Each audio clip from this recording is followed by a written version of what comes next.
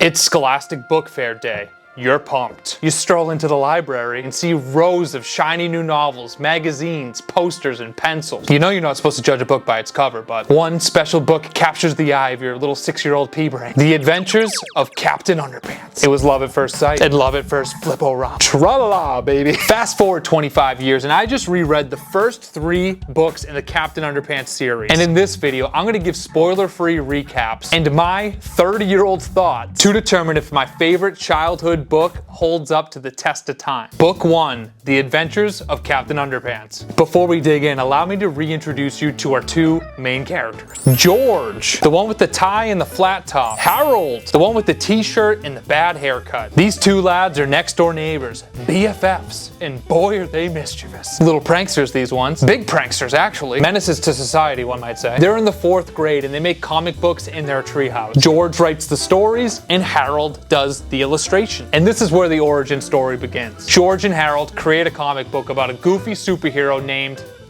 wait for it, Timothy Chalamet. Just kidding. It's Captain Underpants. And this hero flies around saving the day by slingshotting his underwear at the bad guys. This is textbook stuff, guys. Come on, keep up. Like I mentioned before, George and Harold are kind of like the impractical jokers on steroids. Their pranks range anywhere from rearranging the letters on school signs to wreaking absolute havoc at an elementary school football game, pissing off literally everyone. Mr. Krupp is the principal of the elementary school, and he's like a Scrooge, a crotchety, grumpy adult who's fed up with George and Harold's hijinks. And Mr. Krupp threatens these kids with suspension because he caught their football game antics on video camera. But Krupp actually tries to blackmail them by saying he'll give the videotape of those pranks to the football team unless the 2 boys do all of Krupp's chores like cleaning his car and mowing his lawn. So George and Harold do the responsible thing and hypnotize Mr. Krupp with a ring pop that accidentally turns him into a real-life Captain Underpants. And chaos ensues when real-life Captain Underpants fights a real-life villain. So this only took me about 30 minutes to read and I was taking notes, which is funny. This is literally the only book I've annotated in years, Captain Underpants. My main takeaway from reading this is that it unlocks the kid in you, not gonna lie. This is my first time doing a flip-o-rama in over like 2 decades, so I'm pretty psyched. Yeah, get him, George. Get him, George. That was honestly exhilarating. I'm having an absolute blast right now. It is so silly and so out there. And like in it, you read George and Harold's comics and some words are spelled wrong and the pictures are kinda like, Harold's not going to be the next Picasso. He actually low-key kind of fucking sucks at drawing. I'm just kidding, Harold. You're all right. I can only compare reading this first book to watching a Pixar movie. Like, it's a book for kids, but for adults too. It's very tongue-in-cheek. I almost feel like I probably didn't understand all of the jokes when I was a wee lad, but I'm a slightly taller lad now, and I do understand the little jokes. No big deal. But there is one glaring difference between this and a Pixar movie, and that is there aren't really any profound life takeaways from book 1, except that any grown adult wearing nothing but underwear is either a superhero or a supervillain, and there's no in between.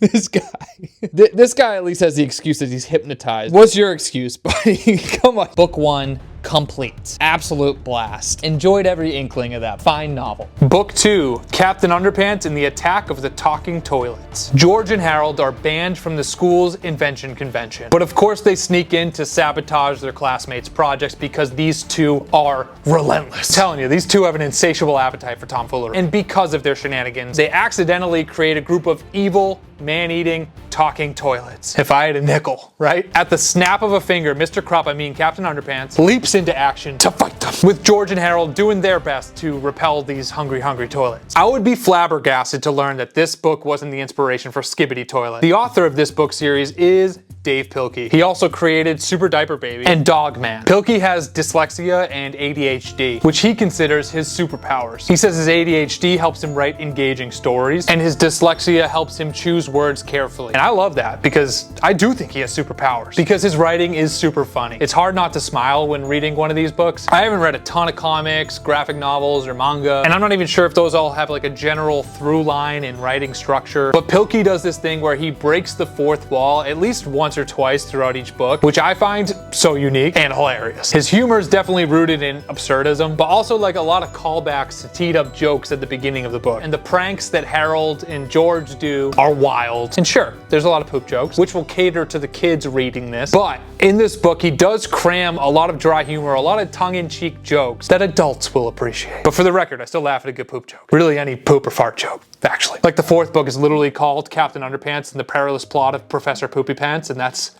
the funniest title of a book I've ever heard. Anyway, so far these two books have the same cadence of events. George and Harold do a big prank. Things go terribly wrong. Someone snaps their finger, and before we know it, Captain Underpants springs into action faster than a speeding waistband. And soon enough, we're ripping flip-o-ramas like there's no tomorrow. And let's give a round of applause for the flip-o-rama, huh? Revolutionary stuff, Pilkey. I remember doing these flip-o-ramas for way too long as a kid. Just in a trance, flipping away, kicking the shit out of some toilets. And here I am now, fully grown. Well, I'm still holding out for a second growth spurt, to be honest. But regardless, I'm still having a blast pummeling these toilets. Flipping away like there's no tomorrow. Wedgie power, baby. Book 2 down. Absolutely riveting. Howie, what'd you think about book 2? I thought it lacked substance. I'm having so much of a blast, in fact, that I wasted no time to get into book 3 of the series, my favorite book from what I remember. Book 3, Captain Underpants and the invasion of the incredibly naughty cafeteria ladies from outer space and the subsequent assault of the equally evil lunchroom zombie nerds. 3 mysterious new cafeteria ladies arrive at school, but they're actually aliens named Zorks, Clax, and Jennifer. They plot to take over the world by sneakily serving zombie nerd milkshakes for lunch at this random elementary school in Ohio or something. Hey, Zorks, Clax, and Jennifer. Weird plan. I feel like you didn't think about this first step much. Regardless, they turn a bunch of 4th graders into zombie nerds. Yeah, literally zombies with glasses with tape in the middle. And George, Harold, and Captain Underpants' wedgie power are the only chance to foil this incredibly thought out evil plan by these aliens. So we're on to book 3. I actually have the original version that I got at the book fair. Look at these pages. They're like Browning. This looks like an ancient scroll that Nathan Drake would find, you know, from like Uncharted. I'm actually really curious if the new book is gonna be exactly the same as the old book. Yep.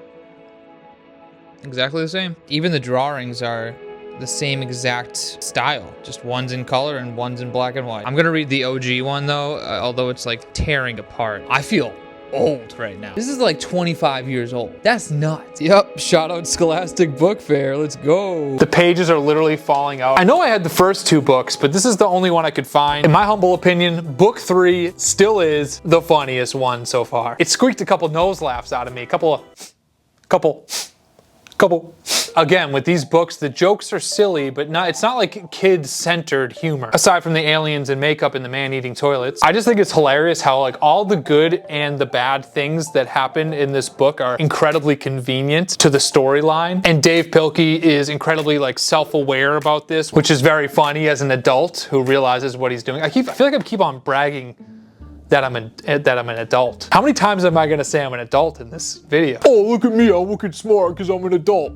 I know I just said that reading these books is kind of like watching a Pixar movie, but I want to refine that metaphor and update it to watching Phineas and Ferb. George and Harold are wisecracking pranksters, but they're also incredibly bright and intuitive. And they are innovative problem solvers. And they're 2 peas in a pod. They have a great friendship. They do everything together. And maybe that's the takeaway of these books. As a kid reading this, you can escape into a more rambunctious version of yourself that rewards creativity and intuition and even a little tomfoolery, as long as it doesn't kill anybody and that you right your wrongs in the end. Except they do kill someone in the 3rd book. George and Harold created this guy. They tell him to clean everything up and fly to Uranus and never come back. And fly to Uranus and never come back. Never come back. Never come back. Never come back. That was crazy. So this was a really interesting experiment and experience to read my favorite childhood book for the first time in 25 years. At certain times it transported me back to the simpler, shyer, more carefree version of myself that was convinced that he would be 6 feet tall and be able to dunk one day. If he could see me now, he'd be disappointed. Joe Green! Oh, can dunk on that net though. What a surreal feeling it was reading that last book. To think that my little 6-year-old self read this like countless times. I felt a ton of nostalgia reading this, and I chuckled at jokes that I definitely didn't understand as a preteen. Because I'm an adult now, dog. I understand things. I'm an adult. Reading these books is like connecting with an old friend that you haven't seen in years, and you still laugh at the same jokes that you laughed at years ago. No matter how much time has passed, we're still that kid who very fortunately judged a book by its cover during that fateful Scholastic Book Fair day. And it's crazy how that kid never knew how one series about a superhero in underpants would plant the roots of his sense of humor. Puns, sarcasm, and poop jokes. So overall, this was an incredibly enjoyable experience, and it only took me about 90 minutes to read all 3 of these. And again, I was taking notes. No big deal. These books absolutely stand the test of time, and as a plus, as far as I read, there aren't any like risque words or subject matter that didn't age so well like so many other pieces of content from the 90s. So that was cool. That was refreshing. I do own book number 4, Captain Underpants and the Perilous Plot of Professor Poopy Pants, and book number 5, Captain Underpants, The Wrath of the Wicked Wedgie Woman, and also The Adventures of Super Diaper Baby. So I got some Underpants lore to catch up on. For all that is pretty shrunk and cottony, Bill got books. Signing out. Who is a basketball player, I can say? Kelly Olynyk. Oh.